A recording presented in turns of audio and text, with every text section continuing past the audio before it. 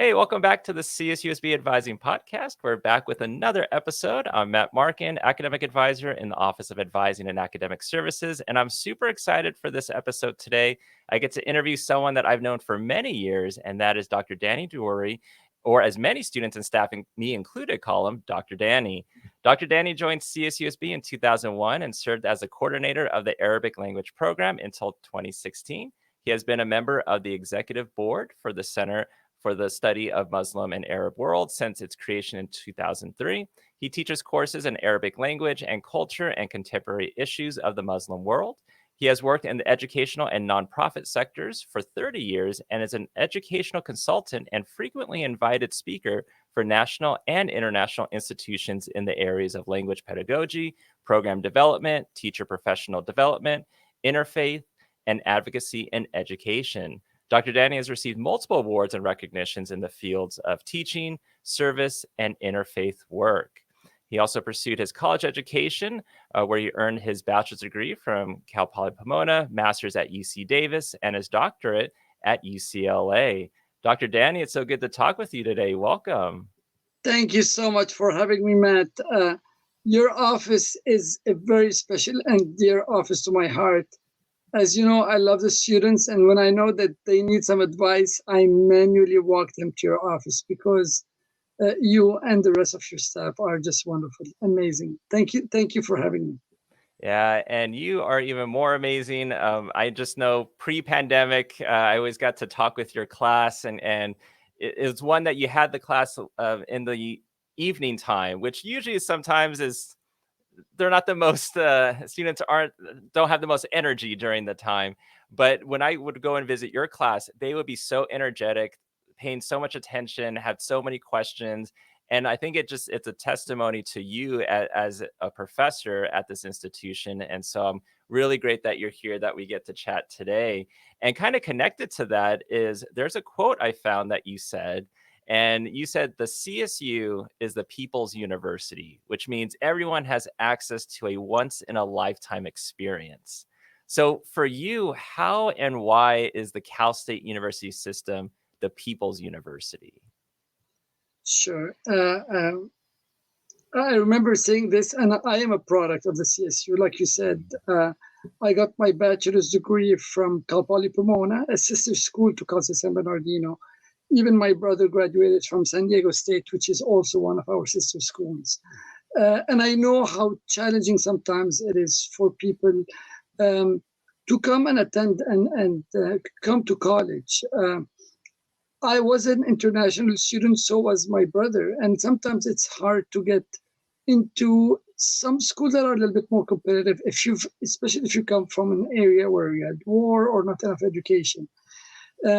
So it is not only a people's university for those who are in the United States or in the community, but it is also for people who are coming from overseas, who wanted to go through a mainstream channel instead of sometimes a little bit more, how would you say, privileged schools or schools that are more selective and very competitive to get in. So it is the workforce.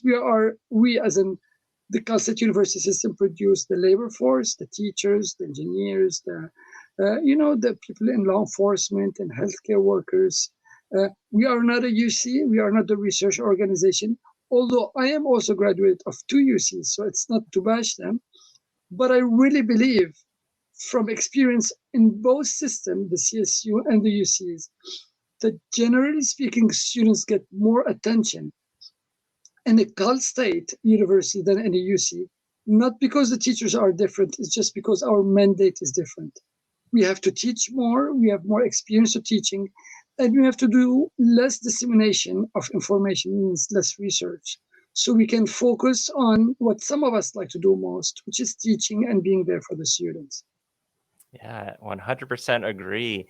And you talked a little bit about your educational background. Can you talk about your path and your journey into higher ed and into teaching and being at Cal State San Bernardino? Absolutely. First of all, I never knew that I was going to be a professor. Some people exactly knew when they entered college where they were going to be. In my case, that was not the pathway. I come from family. I come originally from Lebanon, although I was born in the Congo, which is in Africa. My parents were not diamond traders because in the Congo there's the war of the diamonds. But no, they were educators. They were part of the United Nations or the UNESCO, teaching in a very small village. So my mom and dad were both educators. And my uncle, back in the 40s or 50s, got his doctorate degree. So when I say this, just to say that going to college was not an option for me. It was around me. All my uncles, aunts, all had their degrees. But they got their degree not because they were privileged in their communities. They were actually very poor. And my parents were orphan. My mom's father was killed when she was young. He was carrying people's salary. So they knew that the only pathway out of hardship was just to get education because we didn't have the millions of dollars that could give us a different pathways. So I followed that legacy of education and also higher education from my parents. And I lived in war, and I always share this with my students because sometimes students say here in Cal State, but you know what, I have it hard that some people are working. I said, yeah, I know how hard it is, and I do sympathize. We have a lot of also responsibilities here, our community, for people to take care of their families. However, other people also who made it to the highest level of education also may have come from much more challenging times. I lived the Civil War. I've lost a lot of people in my own family uh, through the war. I was personally kidnapped, begged for my life. All of these are traumas. All of there are reasons for people to drop out of school, but it was never a reason to drop out. We studied under candles with no electricity, sometimes shortage of food, but that was never a reason to say, oh, we're not going to go for education. And then I came to Cal State here, to Cal Poly Pomona, then UC Davis and UCLA. And I worked like all of our students. I lived in a van when I didn't have an apartment. I worked as a dishwasher, worked at the farm, Cal Poly, because I studied agriculture, so I worked at the Cal Poly farm. And I just worked like everybody. Even in my master's and my doctorate degree, I used to drive trucks in the summer to get some money so that I can pay for my tuition. So that was my pathway towards education. I thought I was going to be in public policy, and I did work in public policy and consulting. But I think teaching was one of the more rewarding and jobs that I got. And by mistake, in 2001, I got a call to say if they wanted to teach at Cal State, because they had hired a teacher who never showed up. So I came. I had an easy interview because they were desperate to get somebody. But today, Cal State is my home. It's my profession. The students and everybody, you and your own staff are my family. I love it. I won't trade it for anything else. Yeah, and I know when we first met, it's when I used to work in the admissions office, and during that time, one of the programs that I was coordinating was the high school university program.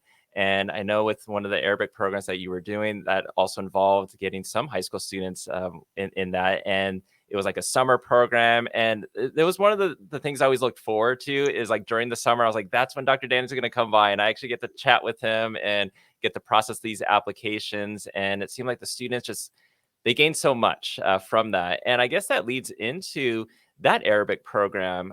How did that come about? Because that's something that you started. Sure. So the decision to teach Arabic came about before I joined Cal State. And it happened actually before 9/11. So there was a push to teach Arabic as an important language, a language of culture, and also be proactive instead of reactive.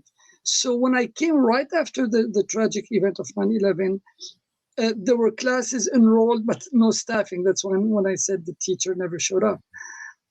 So I came and I started doing this. The program grew from a very small program, and then we grew it all the way till 2016 to be the largest in Western United States. Actually, we had more students, more faculty, and more funding than historic programs that did have Arabic. Some things like UCLA or UC Berkeley. We had more money and more students and more sections actually than many other very prestigious and very well funded both public and private universities. Not anymore. There has been a little bit dip in the program, which is very sad, but hopefully we can regrow it back again, one of these days. Yeah, it's a very enriching program, and I encourage anybody to learn any language, not only Arabic, and also to think about study abroad programs and intensive programs, whether it's an intensive coding program, nursing program, or whatever it is. Once you're focused for 8 hours, we used to do it for 8 weeks, for 16 hours a day from 8 o'clock in the morning till 10 o'clock. Students learn so much more than they would do it if they were to stretch their education. So, to all the students, please consider doing very intensive and focused programs. Yeah, 100%. And what classes are you teaching this semester?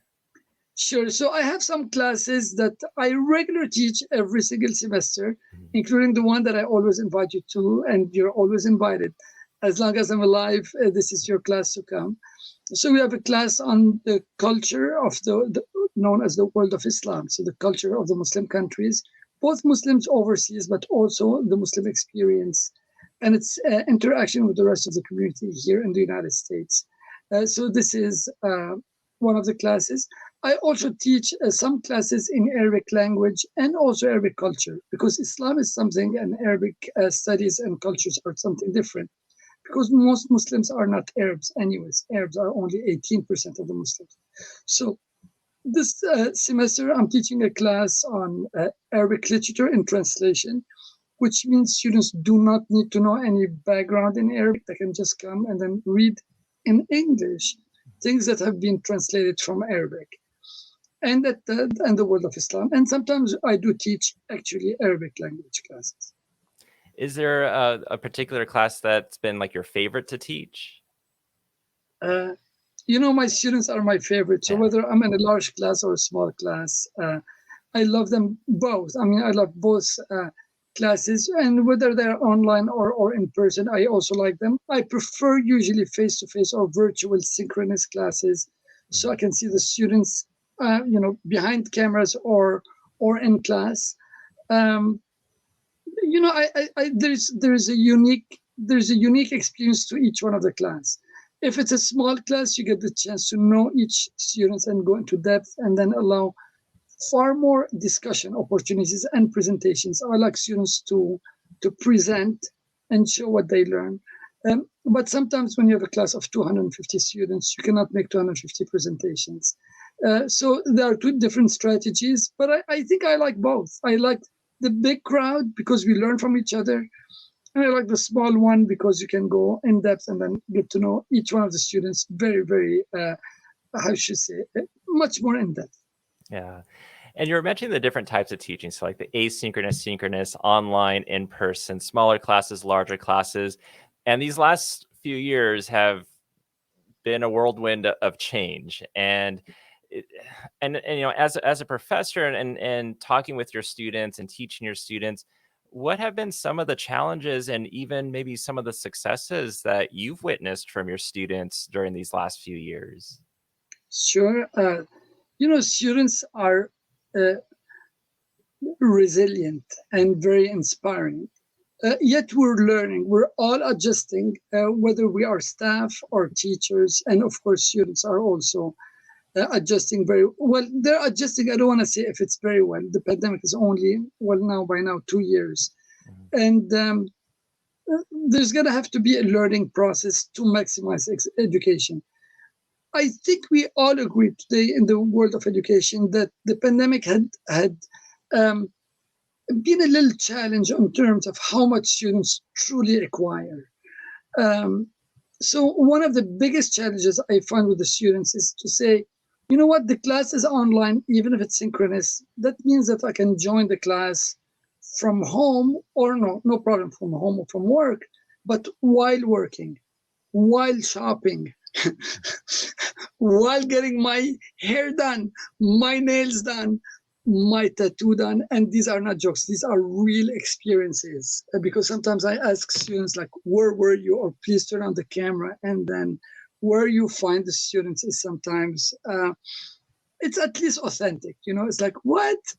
And students sometimes find it at the comfort of their beds. So you have students who do not shy away from turning their cameras, even with a pillow and a blanket over them. So I think changing that, I don't want to say that mentality, but changing that perceptions about the importance of being engaged and taking education very seriously. I don't think students would take me seriously if I was in bed teaching from bed. I do understand that the pandemic has imposed certain conditions on some of us. Parents who have children in the same house, smaller dwellings where people do not have their own privacies, lots of noise that's going in the background. These are things we're going to have to work out with, and I'm sure the future will hold so much more opportunities for us. But students have had a hard time. Also, our own students, we are a commuter campus. Students do not always feel that the campus is theirs. They're not as involved with clubs. We're not as certain private schools that have 98% of its students residing on campus, where they're there all the time, even if they're behind the camera. So students have two lives. They have their work life, family life, and the university. I think that has been a challenge to connect with the students and tell them, look, we are here for you. We care for you. We are going to do our parts. We're going to work our 80 to 100 hours per week. But please also do your part and also value your education. This is not a time to work 60 or 80 hours at Amazon, our local, employer, and say, I'm going to take full-time load. I think the university needs to also be aware that students should not be allowed to over-enroll when they are also overworked. There is a compromise in the level of education, and I don't know how to solve it. Yeah, it's going to be an ongoing process, and to try to figure that out, and hopefully eventually we do find that perfect answer to it. But I know we've also seen a lot of students adapt really well to like the online process with their classes, and actually have excelled a lot with it, and actually preferred it to be online. Not every student, but there are those that have enjoyed to be able to do things from the comfort of their home, or like you said, on the go, wherever, and still be able to kind of get that learning in there whenever they can. Absolutely. And Matt, let me tell you just one example of one student, although these examples are very numerous.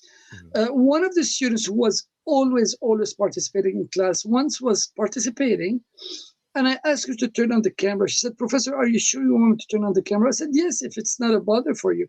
She turned it in, and our campus is in Palm. We are in the main campus, so we're in San Bernardino, and we have a satellite campus in Palm Desert. So we have some students who are in the Coachella Valley who live there. And when she turned her camera, she was picking bell pepper in a big farm. She was picking.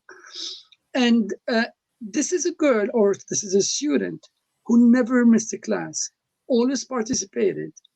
And she was inside the field picking bell pepper, turning on the cameras on her cell phone because she couldn't carry her whole computer, making sure that she never missed classes. And I had to, we got the chance to talk to her a little bit more. And then she sent this, I asked her to send me some pictures. She's up every day at 4 o'clock in the morning, starts picking at 4:30, finishes at 2 o'clock in the afternoon, the fields, goes back, feeds her brother who's handicapped, then goes back and then works as a teacher or like a teacher's aide at the YMCA for 3 hours. And she does not have a mom nor a dad. She's orphan and she's a DACA student. And I checked her GPA because we wanted to encourage her to become a teacher, and she's now starting her teaching credential. Wow. When I see students just like this, taking a full load, working more than a full time, taking care of a person with a disability and no family support because mom and dad are both dead, it is an inspiration that people can do it, people can really care. And when she shared her story in front of 230 people, some people who were not behind cameras or not participating as much got inspired, felt bad that, maybe they're doing something a little bit different. So we do have this type of students who hopefully will be featured as an example for the rest of our students that, look, don't cry that you have it hard. Other people have it harder than you. And here's an example, and they excel. Yeah, and this is a student that was making no excuses, that found a way. Well, I have this technology with my phone where I'm gonna multitask and be as focused as I can in class, but still be up this early doing, working. And like you said, then also having to take care of family members, having no one really to take care of them. And they just have like the world on their shoulders, and they're fulfilling their dreams. Absolutely. And we were talking about like perceptions, and also I think students sometimes have certain perceptions or maybe some misconceptions of faculty, where maybe they, sometimes they get nervous to talk to faculty, don't know how to approach a faculty member, their professors. How have you dealt with things like that? Sure. Students sometimes think that the faculty have it easy. They don't work. They travel to Europe or to Hawaii, every summer.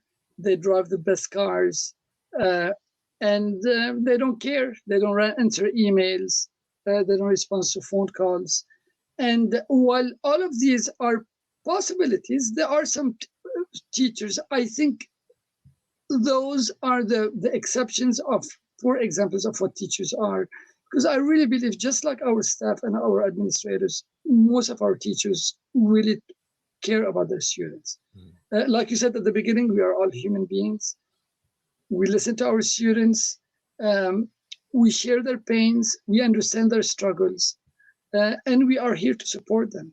I had taken it as a commitment, and I've done it every single semester since the pandemic, to meet each one of my students, even in a 250 student class. Meet each one of them for 15 to 20 minutes. Sometimes these meetings end up being half hour. And most of the time, they're going to be following up with like 2 meetings or 3 meetings per students per semester for all of the classes. Meeting 300 students in one term is a lot of time. But I am not the only person. I know many other teachers who really care and are interested in knowing what students have got to give and what is their story. These meetings, while we do discuss some of the academics, like are they struggling in the class, is there anything that we need to know, these meetings are an informal way to get the chance to know the students. What is your story? Tell me about your families, your hobbies, your dreams after you finish college, ambitions, and of course, if you have any challenges. So I hope our students will always remember that just like your advising office really cares and is there to support them, just like other programs on our campus, the EOP program, we also teachers are human beings. We are here to listen, and we will try our best to address all of the needs, although sometimes unintentionally we may miss a phone call or an email, especially if somebody sends you a phone call and leave you a message from their cell phone when it was not, you cannot hear the message very well, so you cannot call them back. Um, so, and if we did our shortcomings, and I'm sure we have a lot of shortcomings, I always ask our students, just forgive us, be kind to us, like you want us to be kind towards you. Yeah, but it's also like you're saying, where you have, like, let's say just one class of 250, and then you may have these other classes that you're teaching, and maybe they might be smaller sizes, but altogether that's a few hundred students that you have for that semester. And then trying to meet with them as well, it also shows that you're looking at them as individuals and not just as a number or as a group. But yeah, there might be that phone call or that email that gets missed. But I think it's a good reminder, where for students too, where hey, if you don't get a response back, just follow up. Send that second email or that phone call, because if they missed it, hey, then they'll see the next one and then be able to try to answer the questions.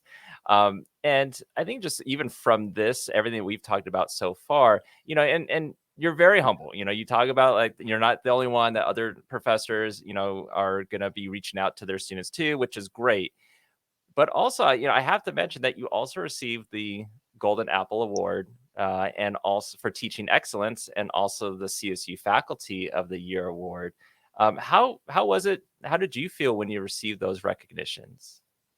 You're humbled. It is very, very it is a big honor and a testimonials of the committees that go through all the files and make very difficult selections, because I am sure a lot of the people who get nominated are also as dedicated and as qualified. Um, I'm always very honored from the students who do recognize, uh, the hard work of their teachers. Uh, Sometimes students said, we nominated you again, but you can no longer be nominated because you can only get an award once, which is, I think, a great policy, so that other people who are also amazing, who are amazing faculty, I'm not talking about myself, but also deserves to be recognized. It's always, how should we say, it's always good to hear what students have got to say about you and how they perceive you. And students really care. You can see it sometimes that they joke or they talk about things on rating sites, like rate my professors or so on. But students also really care about their teachers. They invite them to weddings, they invite them for personal events that they have, graduation. Sometimes I remember in the pandemic, once I was in the class, like, behind camera, and suddenly I heard the door ring, and I didn't answer because it was in the class, not because of pandemic, but I was in class. So the door kept ringing. So it was like a little bit too much. So I said, you know what, let me just go open it. So when I went and opened the door, there were about, I think, 75 or 100 cars outside my house. And there were the students, actually, who staged this whole thing to come and then parade around the house. And they were honking all over. It was a big embarrassment. And those who were behind cameras knew exactly what was happening. They had staged it at the time of class because they knew I was at home. So students, they came and they made a whole party out of it. Students do recognize the hard work of their teachers and their staff. And we need to see that aspect. They're humans just like we are. And they're the reason why we are here. We're really there for them. If it's not, it's teaching in terms of monetary compensation or time commitment is not worth it if it was not for the service that we give them. You can go do so many things outside and make so much more money. So it's not for the money. It's the love, the passion, the art, and the mission of being here all together in an educational setting. Yeah. Now I'm wishing I could have seen that, where you have all the students in their cars just driving up and honking, ringing the doorbell. Embarrassing, sure, but also just really, really nice to have to show the respect that your students have for you, which I think is truly amazing.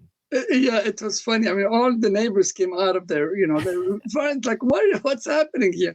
Because I live in a cul-de-sac. I'm at the last of a cul-de-sac, so it's very quiet street. And suddenly there was like honks, balloons, decorations. Like, what's that?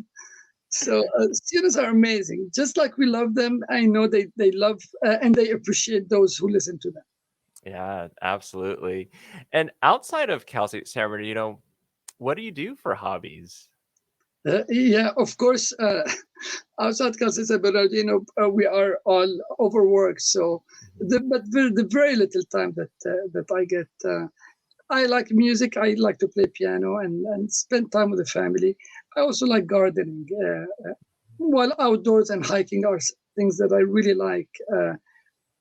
There's just a small, there's something very I would say rewarding when you plant something and you see it grow. So I would say some music and then some community service is something that really appeals to me, and that's what I do if there is any time off. But these days, like I think I'm sure your family tells you the same thing, and I've heard it of many teachers, that our family look at us and they say, "Where are you? How come you're not with us?" And then it's not because we don't want to be with our family. It's just because we are so overwhelmed with work that sometimes even that little time then when you are with your family, you're drawn into thinking about the next email you have to answer or the next homework or assignment you have to grade. Yeah. And what I do like, because you're mentioning playing the piano, and I know sometimes depending on what class that you're in, sometimes I know there's that one lecture class in the College of Education building that has that piano keyboard in there. And so if any students listening, just ask Dr. Dany if Dr. Dany can play something, and he will. He'll take time out of the class and will play something quick. We do, and Yeah. this classroom didn't have a piano. I learned that the music department had some old keyboards in the boneyard, so I went and then got it, and then carried it all the way to CE 105. Of course, I took permission. Yeah. And this semester, my class is a new H106, and I was so happy when there was a piano. I went to play for the students, and you know what? Somebody locked that piano. It has a lock, like a big lock. Oh no. So I am going to have to go back to maybe the music department. See, could you please unlock it, or just give me a copy of the keys? Because we're not just having fun singing, but we're also introducing certain cultures with certain songs that relate to the topic of the class. But this is how you could also engage students. We want to take the learning experience actually out of the classroom. That's why in some of our classes, actually all of them, we're either walking to the observatory, going on a field trip, walking to many areas on our campus, which we have a very beautiful campus, to conduct classes outside. So I hope many students, I hope many teachers also think about taking their students out of the routine of their daily classrooms and just go explore the beautiful part of the campus. As a matter of fact, from our experience from the summer intensive program, students take most of their pictures when they're outdoors. So if there's a field trip, we used to take our students camping, we used to take them to the beach. And, they will take on campus maybe 5-10 pictures a day when they're in an intensive program. When we take them outside the campus, they're taking 200-300 pictures. So let's give that opportunity for the students, and let's think out of the box of how to make certain experiences really meaningful to them. Yeah, perfectly said. And kind of going back with the piano thing, they also have the piano in Jack Brown in the lecture hall. And I remember one of the orientations that we have when we were on campus for first year student orientation. It's a lot of information that we're trying to throw at these students during orientation, and I could see it on their faces. And so my colleague and I, we just took a break and said, because we saw one of the students on the piano before we started. So we asked them if they wouldn't mind, just as we took a break, to just play some music. And then you had another student that jumped in and started singing. And it was just a very fun, unique time for that. And it kind of just got the students out of their routine. But I like the whole idea of going outside, whether it's just to get fresh air, walk around, take pictures. I mean, it's such a beautiful campus, and it's something where, it gets students out of the routine of like, I'm just going to sit and just listen and be very passive, and it gets them to become a little bit more active. Sure. Most of our students don't know we have a museum, very well worth seeing. There are a lot of art exhibit there. And most students don't know that we have a beautiful observatory. Just the hike to the observatory, which takes about 8 minutes. The reason I say this is because when I take my students, we want to make sure that people who may not be as fit or may have special needs are catered to. It's very easy. You have to call the police department or get a permission from the dean.